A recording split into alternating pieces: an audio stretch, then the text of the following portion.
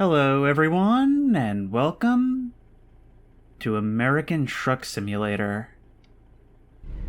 I have had a really busy day. I've walked something like 15 miles. I'm gonna walk a few miles more tomorrow, and I am just exhausted. So I wanted to try something that's even virtually a little bit more stationary and a little bit more chill and relaxing, while, in my opinion, still nonetheless a little bit creepy. I've always found driving to be one of my favorite subjects for that sort of creepy yet comfy horror. Because it's so relatable, it's something that pretty much everyone experiences, and yet at the same time, it's a situation that it's very easy to even fall asleep to, especially if you're a passenger. Hopefully if you're a passenger. Oops, that's the radio player. So let's go ahead and back up a little bit and hitch up this trailer. I guess we're transporting farm equipment. I honestly didn't even look at what this was. And wow, we've got a 634-mile drive ahead of us. And at just before 9 p.m., we're going to be going straight through the night. Actually, I think in order to get past this, we're going to have to go straight first. It's been a little while since I played this. I used to play this a lot because of how relaxing and what a zen game it can be. But I'm going to have to get more used to it as we go. I'm sure I'll get the hang of it pretty quickly. But anyway, if we have a look at our map, we'll be able to see the route of the job. And we're starting out in Redding, California, and our goal is to take this load all the way up to Seattle, Washington. Now, these states are all DLC. I've never played with them enabled, so this is all going to be very new sites for me, and very much an exploration. I think it's all about going someplace unfamiliar, being on the road, the hypnosis of seeing everything pass by in front of you, getting to see parts of the country you don't normally see.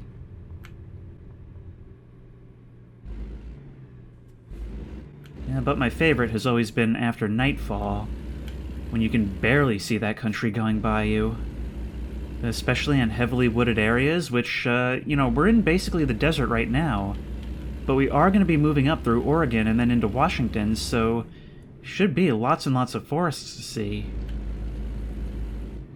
I've always loved this part of a trip. I mean, I used to be in the Boy Scouts, and my favorite part of a trip was always the early morning, because we would often leave at like 4:30 in the morning, and it would be leaving through New York City, but while the whole thing is still asleep.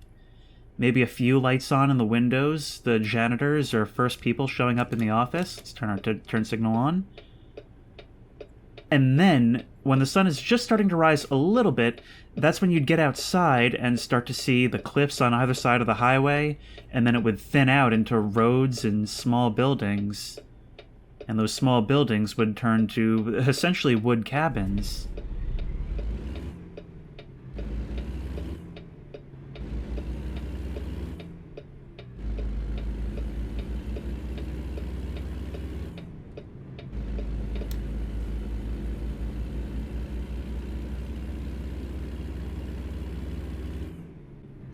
And there is plenty of creepy to be found on the road as well.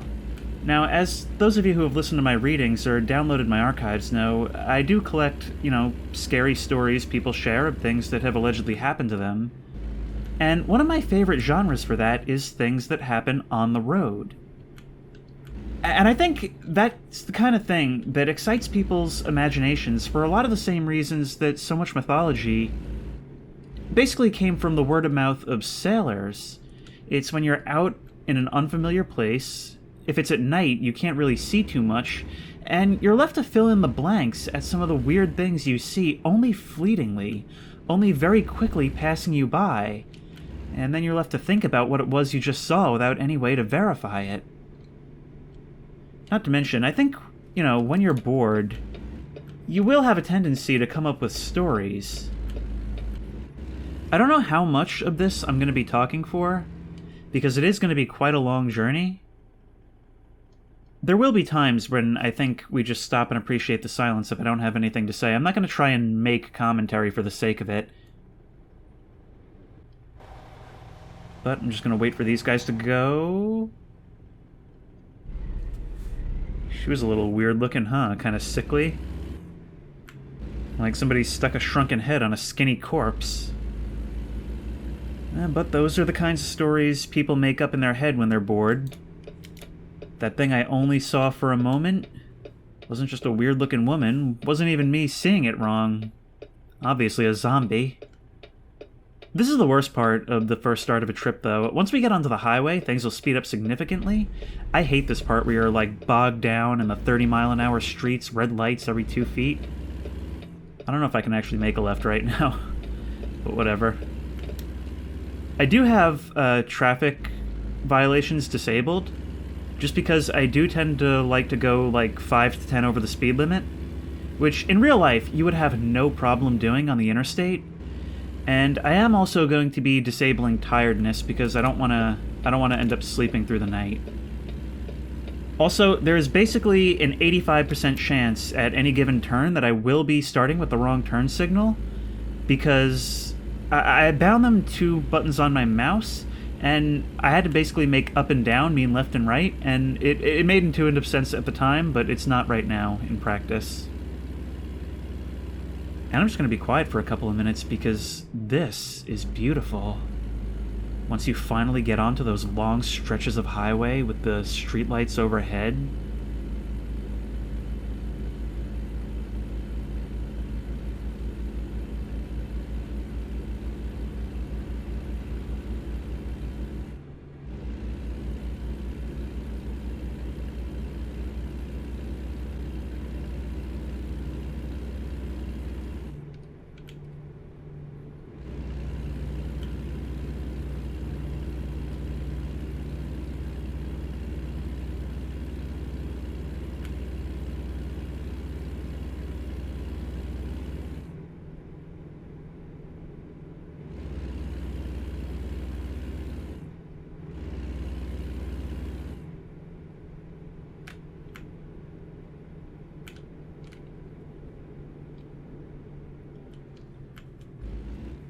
Look at those red taillights disappearing around the corner. I mean, this really is, especially I imagine out in the desert. I've never been that far west. But where there's truly nothing all around you, the only thing you can see is what's reflected in your own headlights, which is not that far comparatively. And the distant glow from taillights. That's just nuts, where you have no idea what's around you. Living on Long Island, I don't actually get to see stuff like this very often at all. I would like to do a lot more cross-country stuff. You know, your brain wants to come up with stories in these situations, but there's not really a whole lot of elements to work with. Which I think is why driving stories often tend to... Well, first of all, they tend to follow a handful of archetypes. And they tend to incorporate, like, just a small amount of familiar imagery. For example, headlights approaching that never result in an actual car coming into view. A stranger walking down the side of the highway that's not there when you go back to see what's wrong. And, oh, let's not forget, phantom hitchhikers. That old classic. Now, I don't drive in real life. I've never thought I'd be good at it. I've always been afraid of, like, actually having the responsibility of being behind the wheel, even though I do like being a passenger.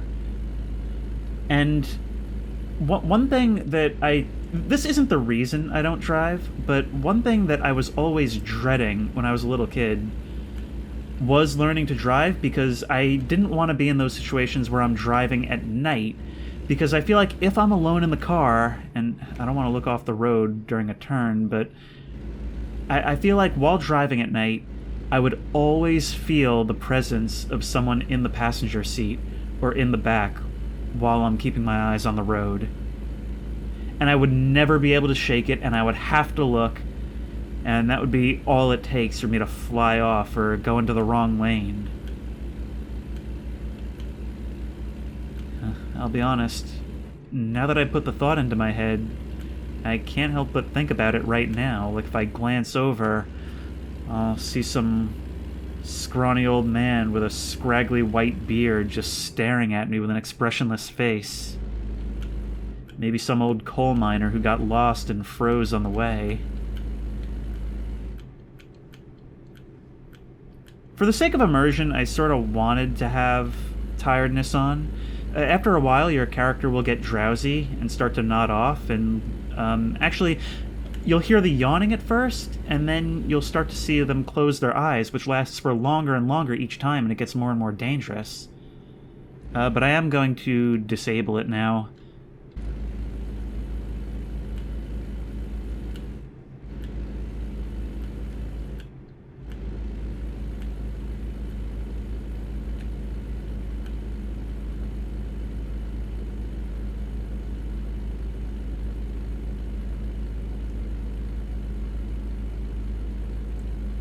Anybody remember Large Marge from Pee-wee's Big Adventure?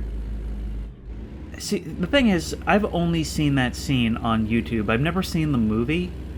And I feel like, for as much as I enjoy it, it would land so much better had I seen the movie as a kid. Because it seems like the whole appeal of it is that it comes out of nowhere.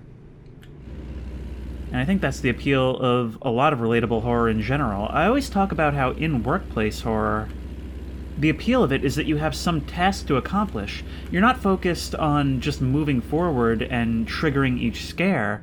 You're focused on accomplishing something, and your mind is preoccupied with that when a scare kind of intrudes on what you're doing. That's sort of how it is for driving, I think. Well, actually, no, it's a little bit different because it tends to lull your mind into sort of a hypnotic state. You are doing a task, but you're not quite as focused as you would be, presumably, at work. It's a bit more of a numb, repetitious thing, which is why you're jolted awake by something scary suddenly happening. But by the time you're fully jolted awake, it's already passed because you're always moving, and you're left to wonder, did I really see that?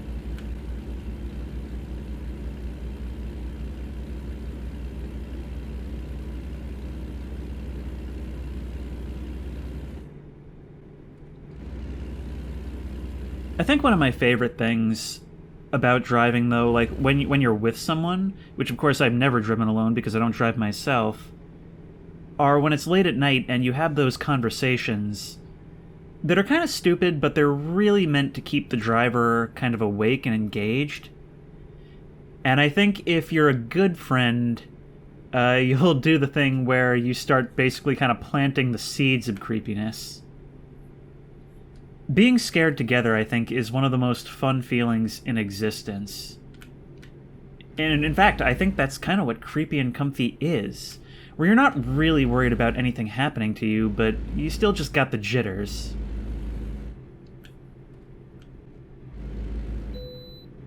Oh, we can bypass the nearby way station. Good, so we don't have to stop.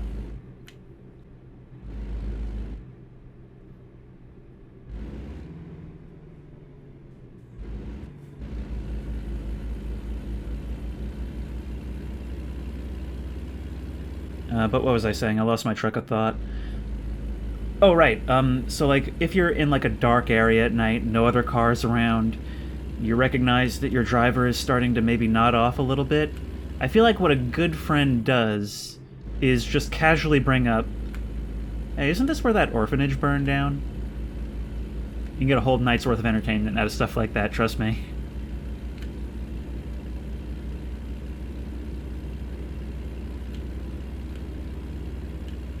Now, speaking of these way stations and these agriculture inspection stations, I've got to wonder, like, if you're a trucker, you've got to have mixed feelings on that. On the one hand, it's, you know, people, it's light, it's something to do. It is a distraction. It's stopping you from getting towards your goal more quickly, and that can suck, especially if you're just trying to get to sleep. But on the other hand, it's a distraction. It's something new to think about, besides just keeping your eyes on the road.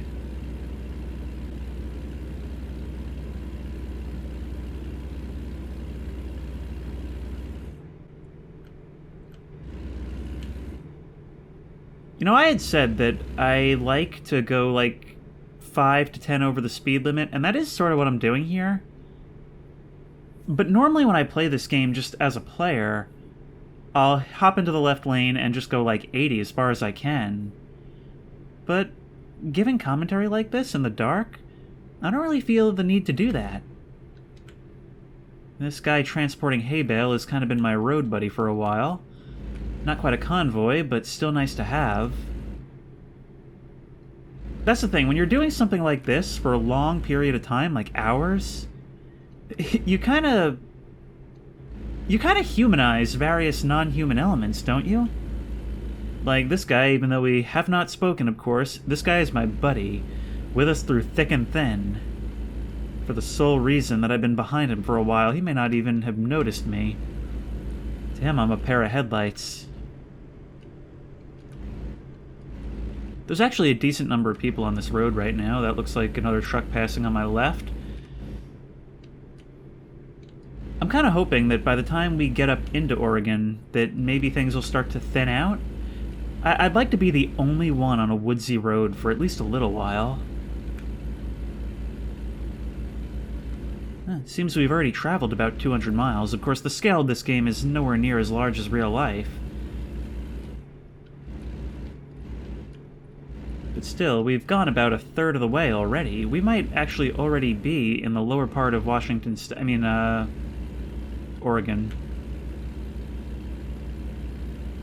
I know academically that Washington sits above Oregon, but for some reason my brain still always confuses it. One of my drivers just made some money. Now that's kind of neat. You're definitely not going to be able to see this with YouTube compression, but I really like how the sky is like a very, very, very, very dark blue, while the shadows of the trees and mountains are all black, and so I can just...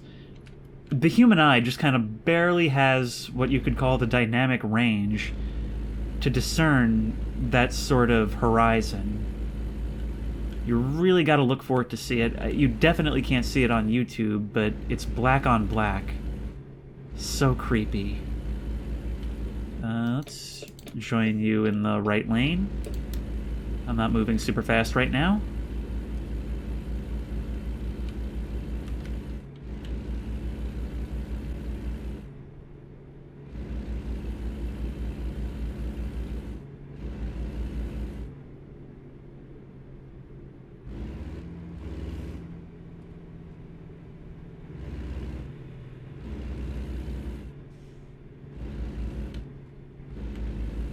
You know what? I should actually disable the larger GPS. I can see the one down there just fine. But then... I'm not sure what's better for immersion. Because then we can't see how much farther we have to travel, and I kind of like to have that.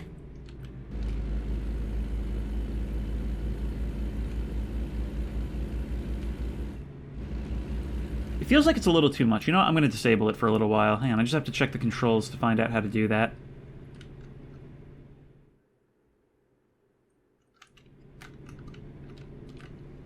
Oh, wait. It looks like there is a little bit more of a dark mode.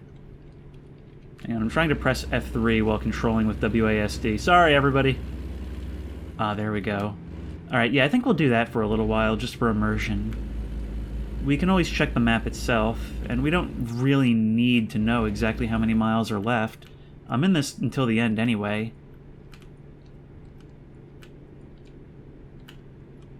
Civilization.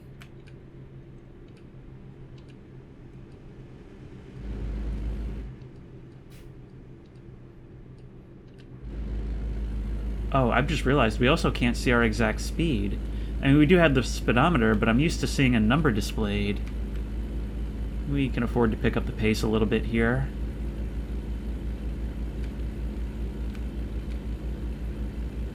Look at that. I can just barely see the stars over the trees on the hilltops. That is so beautiful to look at. I feel like that's another reason that I wouldn't necessarily like driving myself. You can't really stop and appreciate things like that. You do have to keep your eyes on the road. I definitely like being a passenger much more, but then, like, I always feel like that's unfair to the driver, because I can't take over.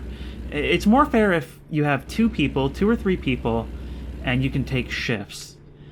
That way, A, you can go all through the night, and B, everybody will get a chance to just kind of look around and relax.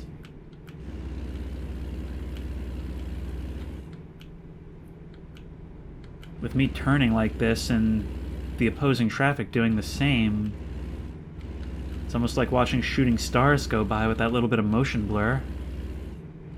I'm going to have to render this in a very high bitrate so that YouTube hopefully preserves as much of the quality as possible.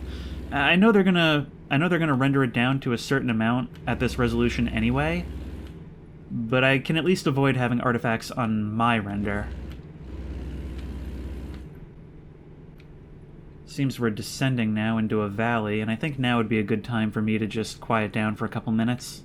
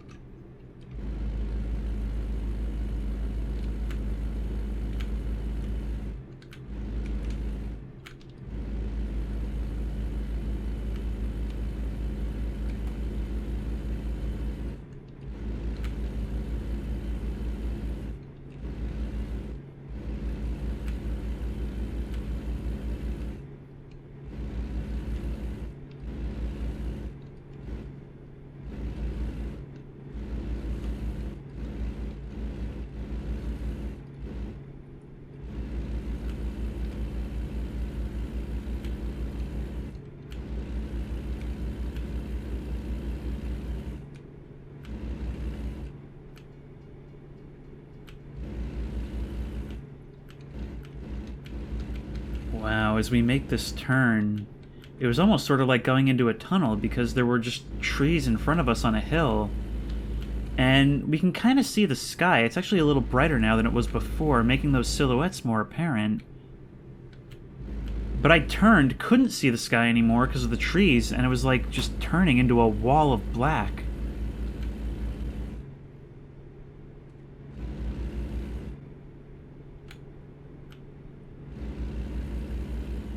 One of my favorite authors as a kid was this guy called, I think his name was Daniel Cohen. And he wrote all these books that were basically just compilations of stories about like hauntings and legends and all this stuff. He had this one book called Hauntings and Horrors that I must have taken out of the library so many times. I was so happy when I was able to get my hands on a copy a year or two ago. But he had this one, which I think I also own. What was it called? It was like Highway Horrors, or I can't remember the exact name, but it was basically all about scary stories from the road. And that was such an inspiration back when I was reading it for those sleepless road trips at night. I feel like I'm trying to think of what some of the stories were. I mean, of course, though, if you read something like that, you're going to largely have a lot of the classics. Don't run over the state trooper, highway patrol, whoever that was. That generally tends to look bad on your performance review. Oh, you know what's a story? I don't remember if it was in this book, but it's one of my favorite stories from Long Island, which is... So there's this place called Sweet Hollow Road. And it's this really, really creepy road. I made a video a couple years ago. I just had a GoPro on the dash, and we drove down it. And it's super out of the way, or as out of the way as it gets for Long Island. It's very dark. Trees on either side. Oh, the sun's already starting to come up. And it has a lot of stories surrounding it. And one of them is you can be driving down it and be pulled over by a cop. And the cop will walk up to your window, you know, take your information, license and registration, and it's largely a normal interaction. And it's only when he turns to walk away that you see that the entire back of his head is missing. And then when you turn around and look in shock, you find that there is no cop and there is no car.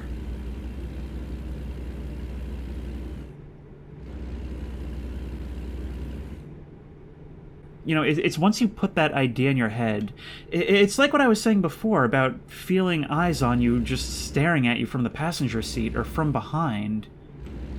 It's the kind of thing that you know logically you don't have to worry about, but Once you're thinking about it, you're thinking about it, and you are not going to shake it until you get wherever you're going. That creeped out feeling may even persist into whatever motel room you crawl into at night. Unless you decide, more like this, to just go straight on until dawn. It's a whole thing when you watch the sun go down at night and then watch it come up again in the morning. It feels like you've made it, you know? Like you're walking out of the cabin at the end of Evil Dead, especially if it's been a really creepy night. Even better if you're in the car with a group of people. The conversation turns more upbeat and lighthearted. There's just such a sense of relief. I'm going like 80 miles an hour. I've just been holding down the W key, admiring the sunrise. Do you see? Do you see why I don't think I'd be a very good driver?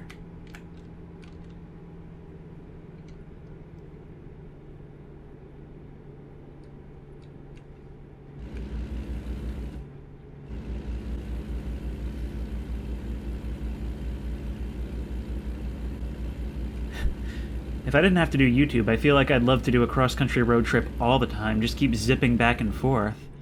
But here's the thing, a road trip is only fun if you're willing to stop.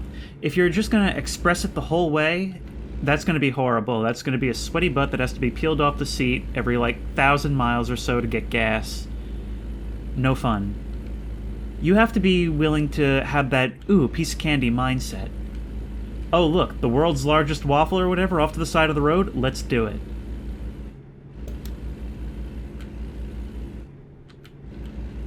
Look at that heavenly glow coming through the trees. I guess I've kind of proven my point from earlier, haven't I?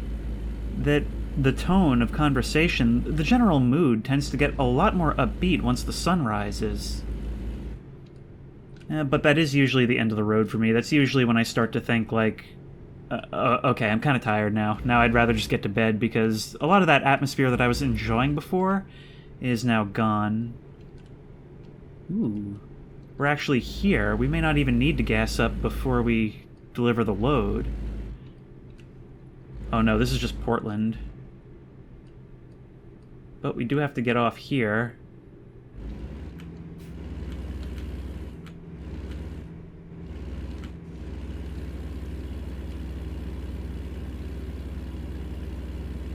I don't know how I feel about these, huge, spaghetti overpasses.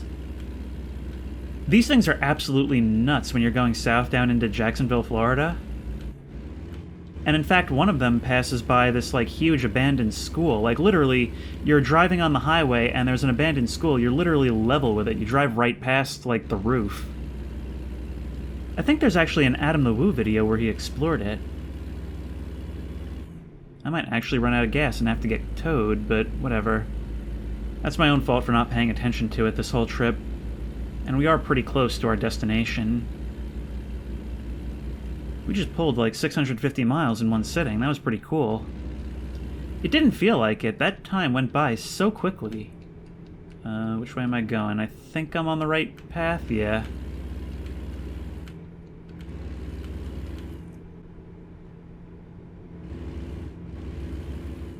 I definitely don't like urban areas as much as I like being out in nature in the forests and fields. It's just a little too loud, a little too hectic for me. And it's a little too hard to get around. I mean, everything that's very road-based, it's so restrictive if you're walking. There's actually still another 150 miles, so we do need to get gas. Can we check and see? We can get off up ahead. So we just gotta pray we make it there. Right up here. We are gonna be okay, I think. I took that turn a bit fast.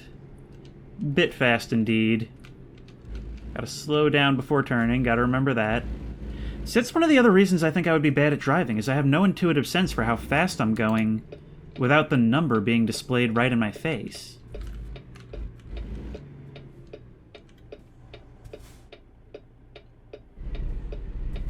And it just, I don't know, it feels like being in a cage when you have to slow down at a stop sign or a red light.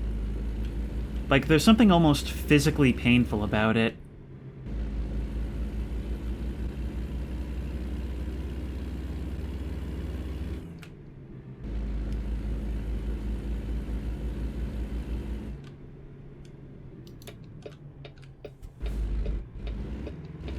Yeah, I don't think we were supposed to make a left into here, but you know what? We're here now. We're here now, and in this game, I don't think it matters what side the gas cap is on. And let's fill her up.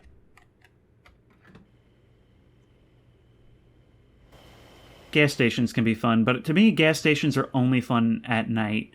Somebody's filling up while somebody else goes inside, and, you know, you have fun picking out snacks and drinks or whatever.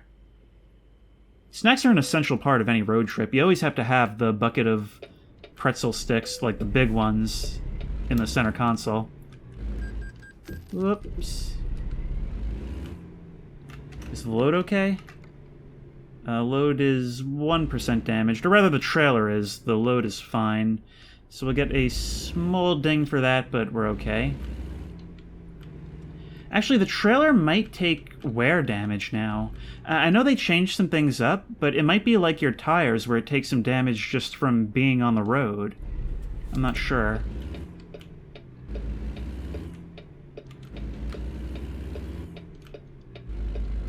Well, let's get back out there.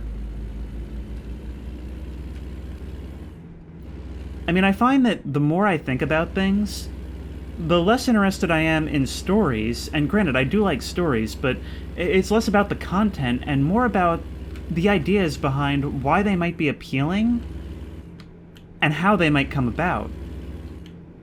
Like the idea that it's believed that the legends of mermaids may have come about from sailors catching fleeting glimpses of manatees.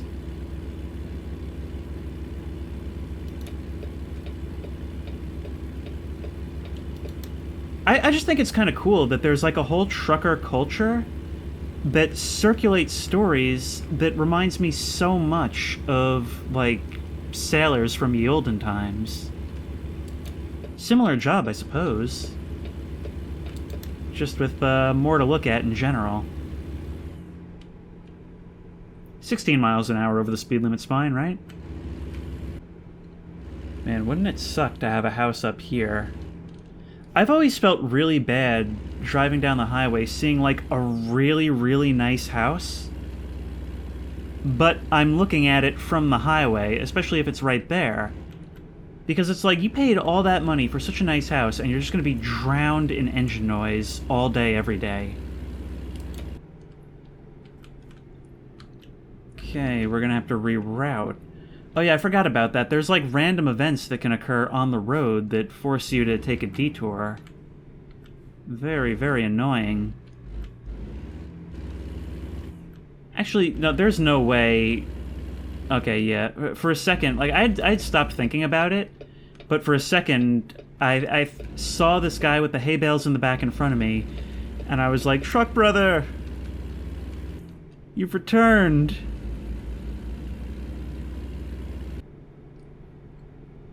No, you know what it was? You know what was screwing me up? I actually still had a waypoint set, and that was messing up the navigation.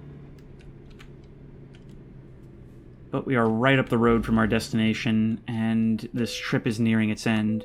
This was a lot of fun. These days I don't really have a lot of time to play a Zen game like ATS. But I really wish you could sort of choose your time of day, choose when you sleep, because I really enjoy this night driving. Especially since it's something that I don't get to do in real life.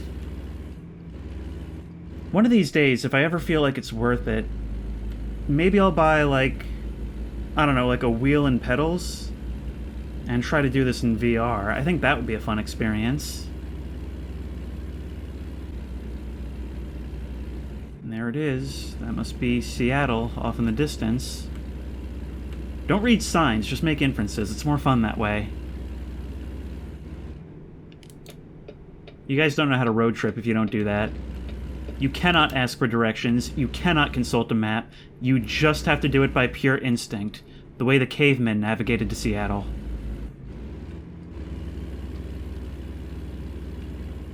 And I don't know why they build these overpasses like this. Like, honestly, if you don't want me to drive distracted, stop putting cool things within my line of sight. Wait for the train. It's kind of cool how detailed this game is. Just how much stuff they give you to look at. Because that's what it's all about, isn't it? Just watching the landscape pass you by. It's not about delivering the load, it's about the journey. And building your empire. I think that's why this and Euro Truck were so successful, is because there's a lot of, job simulators, but this is the one that really allows you to make a career out of it, and I think that's what gives it so much staying power. Something as universally appealing as driving, with those sort of business and growth aspects that make it addicting.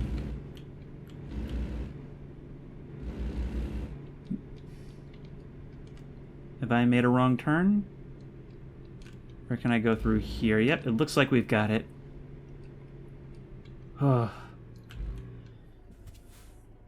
You know, it's funny. I've walked so much today. Like I said, about 15 miles. My legs are absolutely in agony. And now, pulling in, I had a moment of, instinctive dread, knowing that I'm gonna have to stand up in a moment.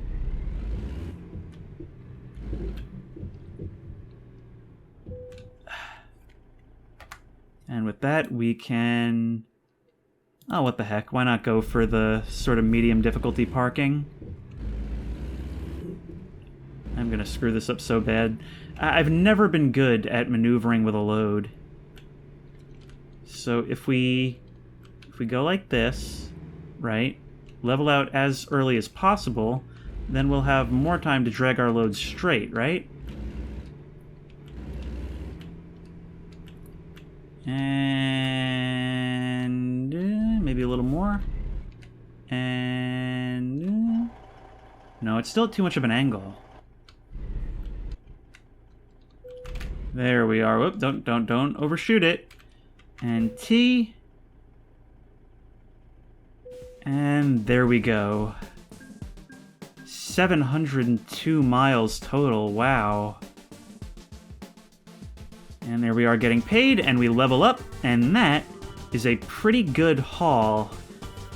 That's quite a shipping fee, I have to say, but I'm sure it's all worth it in the end. Anyway, that was American Truck Simulator. I hope you had fun with this. I just wanted something easy that I could put out. And I think it was a nice, relaxing, and hopefully a little bit spooky adventure. And if you want more, let me know. I don't mind just doing random driving. You know what, this might even be a good game to stream rather than to make regular uploads out of. Just if I ever need to kill an hour. But if you like this video, please remember to like, comment, and subscribe for more creepy and comfy content. If you have any ideas for other videos you think I should do, the best place to suggest that will be at the Discord, which I will link in the description. If you want to try this game out for yourself, that link will also be in the description. And as always, I will see you in the next one.